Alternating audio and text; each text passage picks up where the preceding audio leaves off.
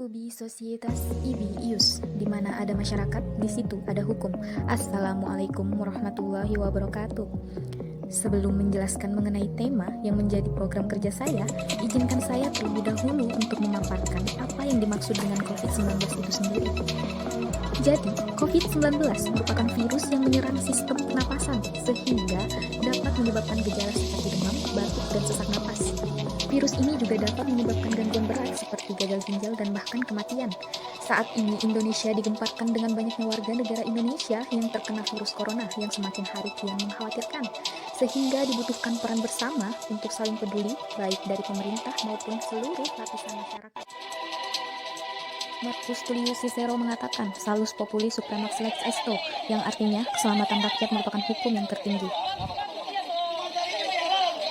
Seperti yang kita ketahui bersama, sejak pandemi COVID-19 merebak di Indonesia, pemerintah banyak melakukan berbagai cara untuk memutus mata rantai COVID-19.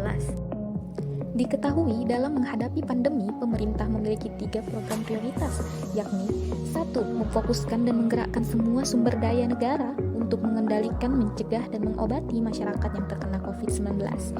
Kedua, memfokuskan dan menggerakkan semua sumber daya negara untuk menyelamatkan kehidupan sosial ekonomi seluruh rakyat. Kemudian yang ketiga, memfokuskan seluruh sumber daya negara agar dunia usaha baik koperasi, swasta, BUMN, dan UMKM agar terus berputar. Lantas, apa saja peran pemerintah dari aspek hukum dan partisipasi masyarakat dalam menghadapi COVID-19 ini?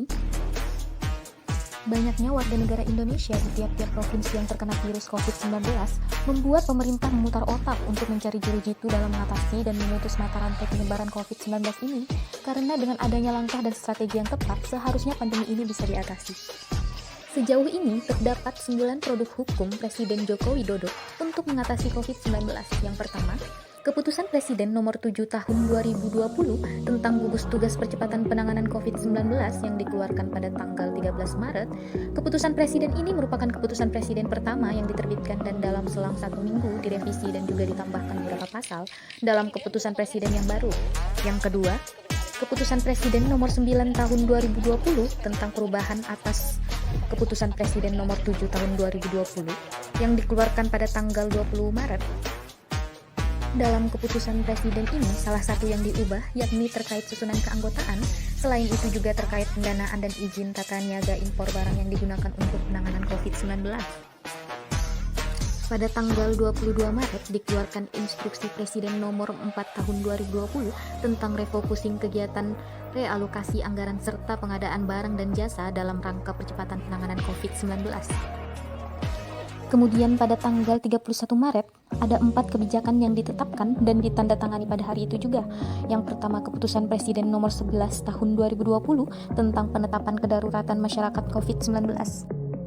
Yang kedua, Peraturan Presiden Nomor 52 Tahun 2020 tentang pembangunan rumah sakit COVID-19 dan penyakit infeksi di Pulau Galang, Provinsi Kepulauan Riau yang sudah beroperasi. Yang ketiga, Peraturan Pemerintah Nomor 21 Tahun 2020 tentang pembatasan sosial berskala besar yang saat ini sudah diterapkan oleh sejumlah wilayah di Indonesia. Dan yang keempat, yakni Peraturan Pemerintah Pengganti Undang-Undang Nomor 1 Tahun 2020 tentang kebijakan keuangan negara dan stabilitas sistem keuangan. Selanjutnya, pada tanggal 3 April ditetapkan Peraturan Presiden Nomor 54 Tahun 2020 tentang perubahan postur dan rincian APBN 2020. Peraturan Presiden ini kemudian ditandatangani pada tanggal 5 April.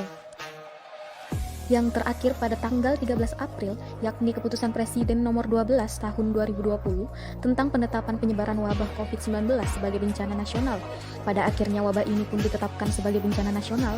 Jadi, walaupun ada yang mengatakan bahwa Keputusan Presiden Nomor 12 Tahun 2020 ini terlambat dikeluarkan karena sudah ada aturan-aturan relaksasi sebelumnya yang sudah keluar, tetapi Keputusan Presiden ini menjadi landasan hukum jika Presiden merasa perlu untuk mengubah anggaran. Yang tengah itu adalah penguatan sektor kesehatan untuk melawan corona. Kemudian yang dengan satu dua sisi uji coba yang satu adalah